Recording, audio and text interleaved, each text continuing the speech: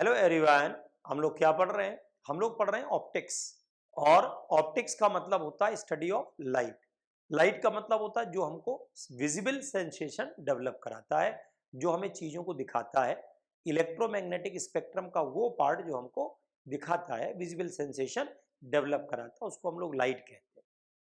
इसमें हम लोगों ने इंट्रोडक्शन पढ़ लिया है, बेसिक जो टर्मिनोलॉजी है वो सीख ली है। अब आज हम लोग पढ़ेंगे रिफ्लेक्शन ऑफ लाइट। ओके, तो आइए स्टार्ट किया जाए। Reflection of light. रिफ्लेक्शन क्या होता है? रिफ्लेक्शन का मतलब होता है कि जब लाइट की रे आए और किसी सरफेस से रिफ्लेक्ट होने के बाद, स्ट्राइक होने के बाद वापस उसी मीडियम में चली जाए, वापस उसी मीडियम में चली जाए जिस मीडियम से आई थी, तो उसको क्या कहा जाता है? उसको रिफ्लेक्शन बोला जाता है। जब वापस उसी मीडियम में लाइट चली जाए उसको क्या बोला जाता है? उसको रिफ्लेक्शन बोला जाता है। क्लियर है कि नहीं? ये देखिए, the phenomena in which incident light energy is partly और completely sent back into the same medium. Partly भी जा सकती है और कंप्लीटली भी जा सकती है। अगर सेम मीडियम में वापस चली जाए तो उसको क्या कहा जाता है? उसको रिफ्लेक्शन कहा जाता है। समझ में आ रहा है? That is called reflection. तो रिफ्लेक्शन का मतलब है लाइट जिस मीडियम में थी उसी में चली गई। अच्छा, रिफ्लेक्शन भी डिपेंड करेगा सरफेस पर। रिफ्लेक्शन भी डिपेंड किस पर करेगा? सरफेस पर। सरफेस पर कैसे करेगा? अगर सरफेस स्मूथ है तो क्या होगा? रेगुलर रिफ्लेक्शन होगा। और अगर सरफेस कैसा है? इरेगुलर है, तो भाई सीधी सी बात है, रिफ्लेक्शन भी कैसा होगा? इरेगुलर होगा। तो यहां पर क्या हो रहा है? ये देखो, रेगुलर में क्या है? लाइट की रे आ रही है यहां से, ये देखो ऐसे आई कि नहीं आई, ये देख रहे हैं आप, ये लाइट की रे आ रही है, ठीक, ये लाइट की रे ऐसे आ रही है, तो आई और यहां से टकरा करके चली गई, चली गई पूरी तरीके से वापस चली गई। रेगुलर सरफेस था। यहां देखो, इन रेज के बीच का जो गैप है वो सेम रहेगा, इनके बीच का गैप बदलेगा नहीं। तो ये रेगुलर है, ये लगातार पैरेलल आई, आगे भी पैरेलल रहेंगी। इसमें क्या हो रहा है? इसमें ऐसा नहीं होगा। ये देखो, ये आप पैरेलल रही है, लेकिन अब ये पैरेलल नहीं है, एक इधर भाग रही है, एक इधर भाग रही है, एक इधर भाग रही है। क्यों? क्योंकि जो सरफेस है वो कौन सा है? इरेगुलर। तो अगर सरफेस इरेगुलर होता है तो क्या होता है बताइए? इरेगुलर रिफ्लेक्शन होगा। या इसको बोलते हैं डिफ्यूज्ड रिफ्लेक्शन।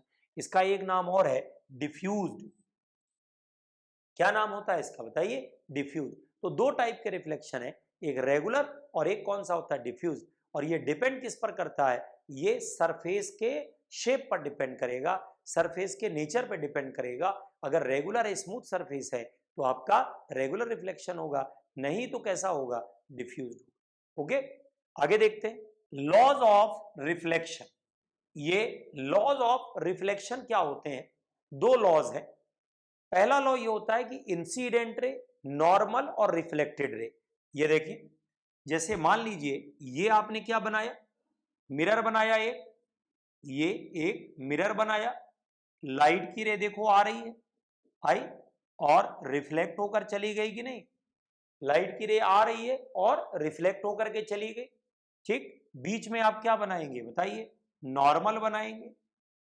क्या क्या हो गया देखो, ये कौन सी रे है? Incident ray. ये कौन है? नॉर्मल। ये कौन है? Reflected ray. शॉर्ट फॉर्म याद रखिएगा, बार बार पूरा नाम नहीं लिखेंगे। आई आर का मतलब क्या है? आई आर का मतलब है इंसिडेंट रेस, ठीक। दूसरा कौन है? नॉर्मल। और तीसरा कौन है? Reflected ray. तीसरा कौन है? Reflected ray. तो तीन टाइप की जो यहां पर टर्म है वो मैंने पहले लिख दिया शॉर्ट में। तो पहला लॉ क्या कहता है? ये तीनों एक ही प्लेन पर होंगे। कौन कौन? Incident ray, reflected ray and the normal क्या होता है? Are in one plane which is perpendicular to the reflecting surface. ये भी ध्यान रखिए, ये जो सरफेस होता है ये रिफ्लेक्टिंग सरफेस के परपेंडिकुलर होता है। क्लियर है कि नहीं? जैसे मान लीजिए मैं डायग्राम बनाऊं तो मैं ये बना सकता हूं, ये तीनों चीजें एक ही प्लेन पर होंगी और वो जो प्लेन होगा वो रिफ्लेक्टिंग सरफेस के, अगर कल को आप रिफ्लेक्टिंग सरफेस बड़ा सा बना दें तो ये रिफ्लेक्टिंग सरफेस है और ये वो प्लेन है जिस पर क्या होता है, ये तीनों लाई करते हैं। क्लियर हो रहा है? ये वो प्लेन होता है जिस पर तीनों लाई करते हैं। ये कौन हो गया बच्चा? Angle of incidence. ये कौन हो गया? Angle of reflection. क्लियर है? एक हो गया एंगल ऑफ इंसिडेंस और एक हो गया एंगल ऑफ रिफ्लेक्शन। दोनों आपस में इक्वल होते हैं। एंगल ऑफ इंसिडेंस और एंगल ऑफ रिफ्लेक्शन दोनों बराबर होंगे। समझ में आ रहा है? ये देखो यहां पर angle of incidence is equal to angle of reflection. समझ में आ रहा है कि नहीं आ रहा है? तो दो लॉज है। पहला लॉ कौन सा है? फर्स्ट लॉ जो आपका है, इंसिडेंट रे, नॉर्मल, रिफ्लेक्टेड रे, तीनों एक ही प्लेन पर है और वो जो प्लेन होता है वो मिरर के परपेंडिकुलर होता है, सरफेस के परपेंडिकुलर होता है। दूसरी बात क्या? Angle of incidence angle of reflection equal होता है। अब बात अपने दिमाग में आनी चाहिए कि आखिर ऐसा क्यों? ऐसा क्यों? तो एक तरीका तो फर्मेट प्रिंसिपल का है कि अगर कल को एंगल बदल देंगे तो टाइम अलग हो जाएगा और टाइम हमेशा मिनिमम रखना है, तो path will be according to the minimum time. Clear है कि नहीं? तो अगर पहले वाला एंगल आई है तो बाद वाला भी आई होगा या बाद वाला भी एंगल इक्वल होगा। एक और तरीका आपके पास है, मैं बताता हूं, आप ध्यान से सोचो। आपको ऑलरेडी पता है क्या कि जब लाइट का पार्टिकल चलता है तो रे कहते हैं। बिल्कुल सही। लाइट के पार्टिकल का जो पाथ होता है उसको क्या बोला जाता है? रे कहा जाता है। तो यहां पर देखो, अगर लाइट का फोटोन आया तो लाइट का फोटोन जो आएगा रिफ्लेक्टिंग सरफेस में कैसा कोलिजन करेगा? इलास्टिक की इनइलास्टिक? इलास्टिक का मतलब है एनर्जी का लॉस नहीं होता है। तो आप बताइए कौन सा कोलिजन होगा? बिल्कुल इलास्टिक होगा। अगर इलास्टिक कोलिजन होगा तो इलास्टिक कोलिजन में पहले वाला एंगल और बाद वाला बराबर होता है। समझ में आ रहा है कि नहीं आ रहा? तो हम ये भी कह सकते हैं कि जब रिफ्लेक्शन होता है तो जो लाइट का फोटोन होता है उसका इलास्टिक कोलिजन होता है। कैसा कोलिजन होता है बताओ? इलास्टिक कोलिजन होता है। इलास्टिक कोलिजन में दोनों तरफ के जो एंगल होते हैं वो बराबर होते हैं। इसलिए ये भी है कि जितना एंगल ऑफ इंसिडेंस होगा उतना ही हमारा एंगल ऑफ रिफ्लेक्शन होगा। समझ में आ गया कि नहीं आ गया?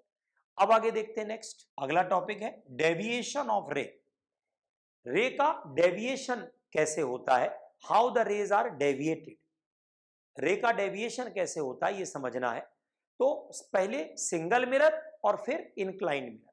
इंक्लाइन मतलब दो मिरर है किसी एंगल पर।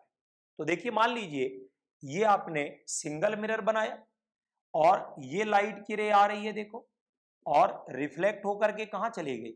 ये चली गई इधर। ठीक, जाना कहां था इसको? इसको जाना था सीधा। जाना कहां था बताओ? सीधा जाना था कि नहीं जाना था? और चली कहां गई? इधर चली गई। अब ये देखो, ये कौन तुमने बनाया? ये नॉर्मल बनाया। ये कौन है? आई। ये वाला एंगल भी क्या है? आई। क्लियर हो रहा है कि नहीं? तो अब यहां पर क्या हुआ? कितना डेविएशन हुआ है? ये जो डेविएशन हुआ है ये हमारा यहां पर 180 माइनस 2i, 180 माइनस 2i हो जाएगा। ये देखो ये कौन है? आई। ये कौन है? आई। डेविएशन कितना हो गया है बोलो?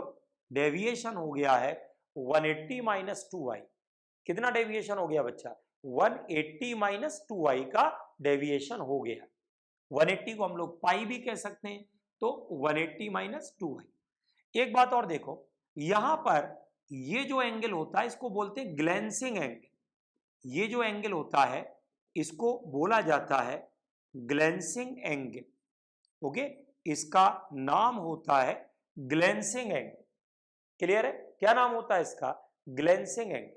ग्लेंसिंग एंगल वो एंगल है जो इंसिडेंट रे और मिरर के बीच में बनता है, या ये वो एंगल है जिस एंगल पर हम देखते हैं, जिस एंगल पर हम देखते हैं उसको बोला जाता है ग्लेंसिंग एंगल। समझ में आ रहा है कि नहीं आ रहा? उसको क्या बोला जाता है बोलो? ग्लेंसिंग एंगल बोला जाता है। जिस एंगल पर हम देखते हैं वो जो एंगल होता है उसको हम लोग ग्लेंसिंग एंगल कहते हैं। देखने वाला एंगल। अगर कोई पूछे ग्लेंसिंग एंगल क्या है तो बता देना देखने वाला एंगल। जो एंगल हम देखते हैं उसको बोला जाता है ग्लेंसिंग एंगल। ये देखो, ये जो ग्लेंसिंग एंगल होगा हमारा ये 90 माइनस आई के बराबर होगा। होगा कि नहीं? तो एक काम और कर सकते हो क्या, कि जो डेल्टा होता है वो हमारा 2IG के बराबर होता है। किसके बराबर होता है? देखो 2IG। ये IG है तो ये देखो यहां पर ये भी हमारा IG हो जाएगा। ये वाला एंगल IG होगा और ये एंगल आई जी होगा, तो ये वाला भी क्या होगा, आई जी। ये दोनों एंगल हमारे क्या होंगे बताओ, आई जी होंगे कि नहीं होंगे। तो यहां पर क्या हो रहा है, ये जो डेविएशन हो रहा है ये 2IG के बराबर। क्लियर। एक बात और ध्यान से देखो, इस इक्वेशन में क्या है, -2I प्लस पाई, ये क्या है y, ये क्या है m, ये क्या है x, ये क्या है c। तो y इक्वल टू क्या होता है, mx प्लस c। क्या ग्राफ होता है बताओ, इसका ग्राफ स्ट्रेट लाइन होता है। तो बना लो भाई ग्राफ इसका। अगर इसका हम लोग ग्राफ बनाएंगे तो स्ट्रेट लाइन ग्राफ होगा, और ये ग्राफ कैसा होगा, डेल्टा है और ये आई है, और ये देखो ये ऐसे आया, आया कि नहीं आया। और ये कहां से स्टार्ट हो रहा है बताइए, ये हमारा पाई से स्टार्ट हो रहा है। क्लियर है, पाई से स्टार्ट होगा, और इस ग्राफ का जो स्लोप है वो हमारा -2 आएगा। इस ग्राफ का जो स्लोप है वो हमारा -2 आएगा। The slope will be -2। Graph का स्लोप कैसा होगा, माइनस, ऊपर से नीचे आ रहा है कि नहीं आ रहा। और ये देखो यहां पर अगर आपने क्या किया, आई की जगह 90 डिग्री रख दिया, पाई/2 रख दिया, तो ये 0 आ जाएगा। क्लियर है। तो डेविएशन क्या है बताओ, अगर आई के साथ देखेंगे तो स्ट्रेट लाइन। ओके, आगे नेक्स्ट देख। अब देखिए इंक्लाइंड मिरर्स, अगर दो मिरर हैं और उन दोनों मिरर्स में देखें कोई लाइट की रे आ रही है तो कैसे डेविएट होती है इसको देखा जाए। मान लीजिए ये दो मिरर है और दोनों के बीच का एंगल कितना है, थीटा। कल को कोई लाइट की रे है और वो मान लीजिए ऐसे आ रही है, ये देखो ये लाइट की रे आई, ये ऐसे, और ये देखो रिफ्लेक्ट होकर के चली गई ऐसे, गई कि नहीं गई, ये देखो दिख रहा है कि नहीं। ये देखो ये लाइट की रे आई, यहां पर हुआ रिफ्लेक्शन, यहां पर आई, ऐसे चली गई। अब बताओ कितना डेविएशन हुआ भाई लोग, ये देखो ये डेविएशन है, हुआ है कि नहीं हुआ है। तो अगर दो इंक्लाइंड मिरर है कितना डेविएशन होता है, ये देखो यहां पर जो डेविएशन है, ये देख रहे हैं आप, ये डेविएशन है, ये नहीं है। ध्यान से देखना, ये डेविएशन नहीं है। क्यों नहीं है, क्योंकि देखो रे जो है ये दोनों बार में देखा जाए तो रे पहली बार में कैसे मुड़ रही है, क्लॉकवाइज, दूसरी बार में कैसे मुड़ रही है, क्लॉकवाइज। तो जो क्लॉकवाइज एंगल होगा ये आपका डेविएशन होगा। एंटी क्लॉकवाइज जो एंगल है वो डेविएशन नहीं होगा। समझ में आ रहा है, जो एंटी क्लॉकवाइज है वो डेविएशन नहीं होगा, जो क्लॉकवाइज है वो हमारा डेविएशन हो जाएगा। Clockwise will be the deviation. तो क्लॉकवाइज तो पीछे वाला है, ये वाला एंगल मैंने अल्फा ले लिया, तो डेल्टा की जो वैल्यू है 360 और माइनस क्या हो गया, अल्फा हो गया कि नहीं। डेल्टा बराबर क्या हो गया, 360 माइनस अल्फा। क्लियर। तो पहले एक काम करें कि अल्फा निकाल लें। ये देखो यहां पर अगर आपने नॉर्मल बनाया, ये देखो नॉर्मल बनाया, एक नॉर्मल यहां बना लो, देखो बना लिया। अब देखो यहां पर एंगल, अगर हम लोग एंगल बनाए, ये वाला एंगल कितना है, देखो ये वाला एंगल मान लो आई है, तो ये पड़ोस वाला एंगल ये भी आई होगा, और ये वाला एंगल कितना होगा बच्चा, 90 माइनस आई होगा। देखते जाना, इधर की तरफ कौन है बच्चा, आई डैश, ये कौन है, आई डैश, तो ये वाला कितना है, 90 माइनस आई डैश। देखा। अब ये तीनों एंगल का सम कर दो, 90 minus I plus 90 minus I dash plus theta बराबर 180। 90 और 90 का सम तो 180, तो आई प्लस आई डैश बराबर थीटा। हो गया कि नहीं हो गया। अब ध्यान से देखो, क्या देखना है ध्यान से, ये दोनों एंगल अगर मिला दें तो कितना है, 2i, ये दोनों मिला दें तो 2i, और ये वाले दोनों मिला दें तो 2i डैश। तो जो अल्फा होगा ये एक्सटीरियर एंगल है, तो ये आएगा 2i plus 2i dash, 2 common ले लो, i प्लस आई डैश, तो ये 2 थीटा हो गया। तो डेल्टा कितना हो गया, 360 माइनस 2 थीटा, ये डेविएशन हो गया। नोट कर ले, क्लियर हो रहा है। ये क्या हो गया बताइए, डेविएशन हो गया। फिर से देख ले, ये दोनों एंगल मिला दीजिए 2i, ये दोनों 2i डैश, ये एक्सटीरियर एंगल है, ये दोनों के सम के इक्वल होता है, इनको आप ले लीजिए, ये वैल्यू आ जाएगी। ये क्या हो गया बताइए, अल्फा निकला, और पीछे से आप इसको माइनस कर दीजिए, 360 माइनस 2 थीटा, तो ये अल्फा आ गया। ओके, एक बात और देखो यहां पर फॉर्मूले को, यहां पर जो डेविएशन है वो आई पर डिपेंड नहीं कर रहा है। इस पूरे फॉर्मूले में कहीं आई है नहीं है। इसका मतलब जो हमें निष्कर्ष मिला वो क्या मिला, delta does not depend upon I, delta does not depend upon I, ये निष्कर्ष मिला। निष्कर्ष नंबर 2 क्या मिला, दूसरे नंबर का कंक्लूजन क्या मिला, ये कंक्लूजन मिला कि अगर कल को हमारा ग्राफ बनाने का मन हो तो ये ग्राफ भी थीटा के साथ बनेगा, स्ट्रेट लाइन होगा और इसका जो स्लोप है -2 आएगा।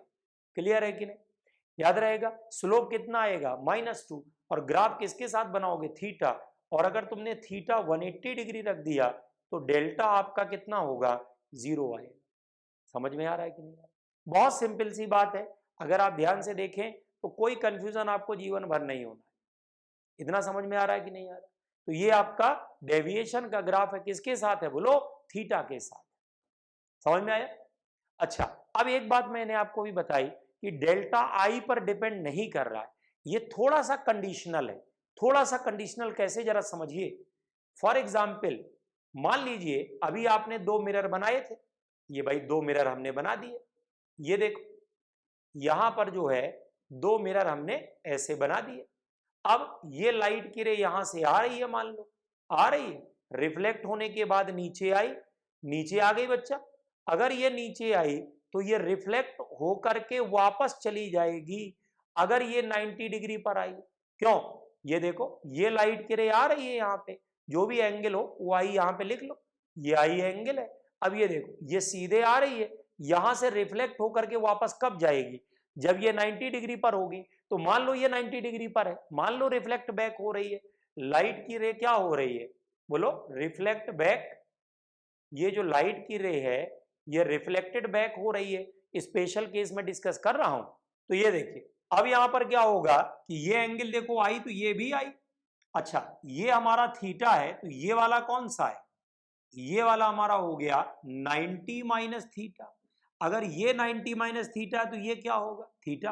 तो यहां देखो आई और थीटा आपस में इक्वल है कि नहीं, क्लियर, आई और थीटा आपस में इक्वल होगी। लेकिन एक बात जरा ध्यान से देखो, क्या यहां पर लाइट की रे आई और वापस चली गई, अगर आई और वापस चली गई रिफ्लेक्ट बैक हुई तो डेविएशन तो आपका 180 डिग्री होगा।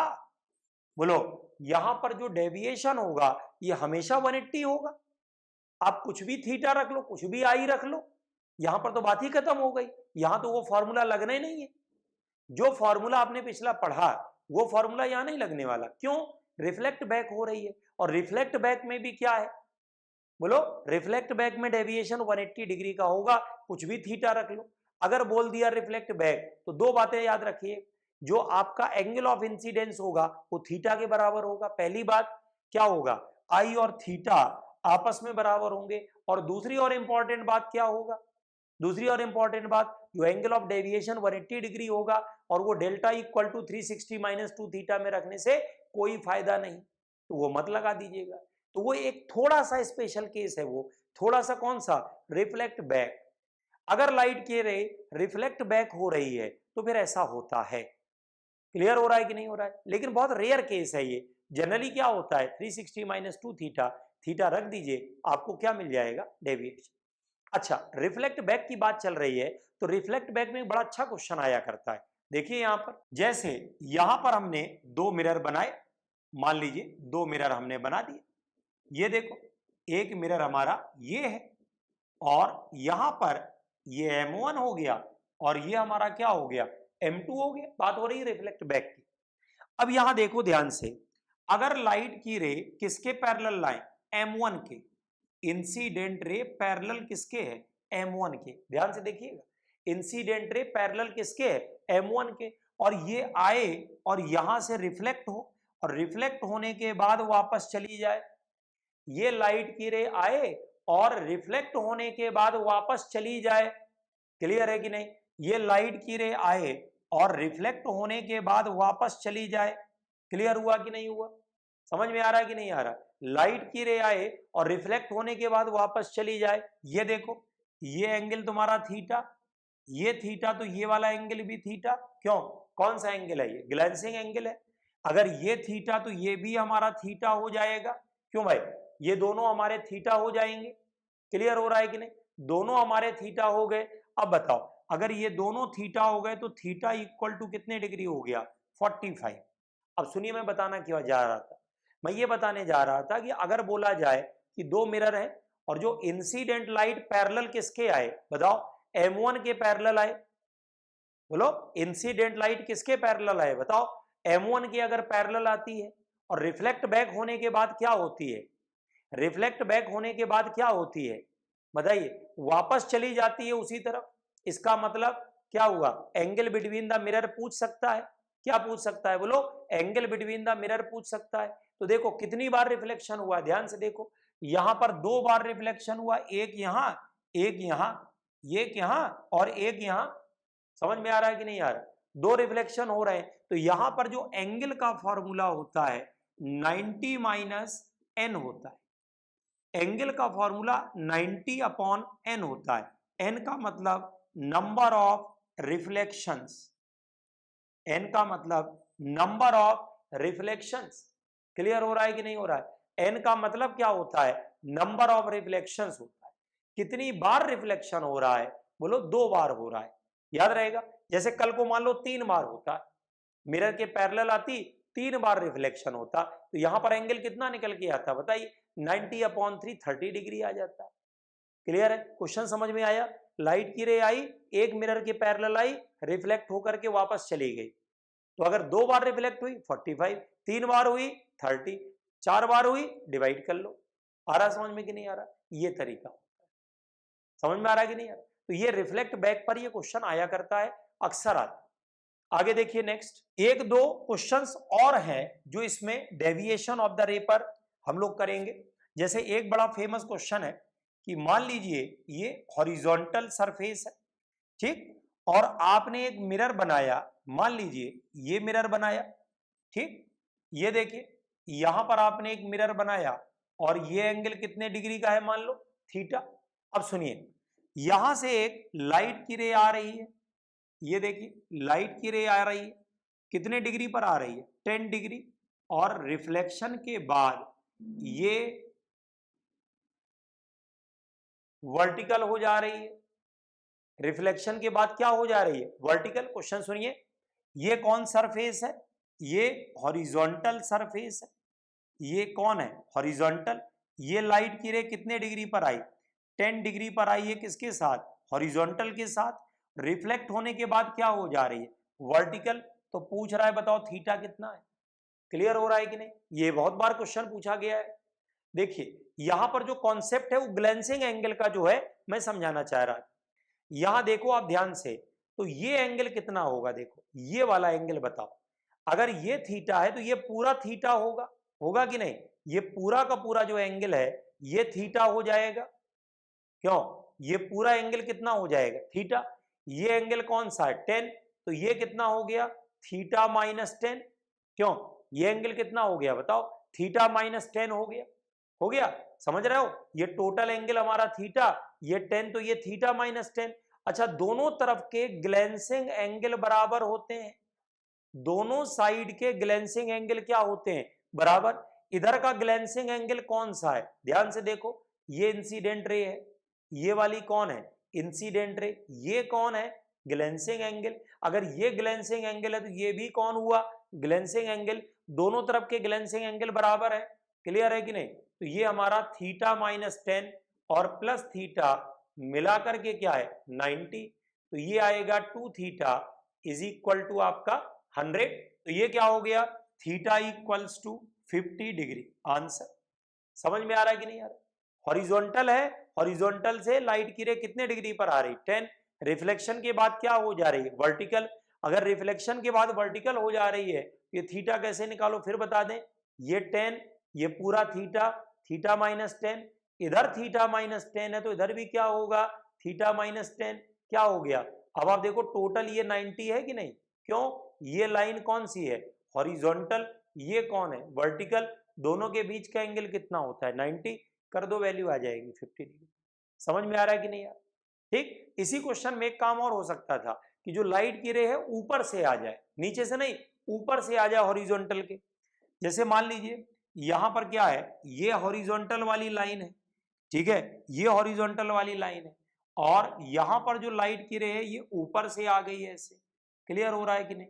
और जो मिरर रखा हुआ है वो ये रखा हुआ है ऐसे, थीटा डिग्री पे रखा है। ये देखो ये हमारा 10 डिग्री है, समझ रहे हो? अब क्या हो रहा है, रिफ्लेक्शन के बाद ये वर्टिकल हो जा रही है, ये आपका मिरर है, दिस इज योर मिरर, ये ऐसे है। अब देखो ये थीटा और ये 10, तो ये टोटल कितना, थीटा प्लस 10 हो गया। ये भी देखो थीटा हो गया कि नहीं हो गया? यहां पर ये वाला जो एंगल है ये थीटा हुआ, ठीक, ये वाला थीटा हो गया।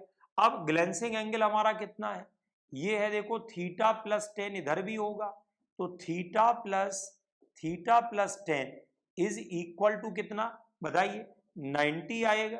तो यहां से कितना मिलेगा, 2 थीटा इक्वल टू 80 आएगा, तो थीटा इक्वल टू 40 आएगा आंसर। तो दो क्वेश्चन बनेंगे, तीसरा नहीं बनेगा। कौन कौन सा? एक क्वेश्चन बनेगा 50 वाला और दूसरा कौन सा बनेगा 40। अगर हॉरिजॉन्टल के नीचे आए तो 50, ऊपर से आए तो 40। क्लियर है? तो लाइट की रे कैसे डेविएट हो रही है ये हम ग्लेंसिंग एंगल से भी देख सकते हैं और इंसिडेंट वाले से भी देख सकते हैं। क्लियर हो रहा है कि नहीं? चलिए, तो आज हम लोगों ने क्या पढ़ा, आज हम लोगों ने रिफ्लेक्शन सीखा, कितने टाइप का होता है, एक रेगुलर और एक इरेगुलर या डिफ्यूज्ड। उसके बाद लॉज ऑफ रिफ्लेक्शन दो होते हैं, incident ray, normal reflected ray are in the same plane. उसके बाद दूसरी और इंपॉर्टेंट चीज क्या है, angle of incident angle of reflection आपस में बराबर होता है। तीसरी और इंपॉर्टेंट चीज हम लोगों ने डेविएशन सीखी, सिंगल मिरर में और डबल मिरर। इसके बाद हम लोग सीखेंगे image formation by the plane mirror. Okay, thank you very much.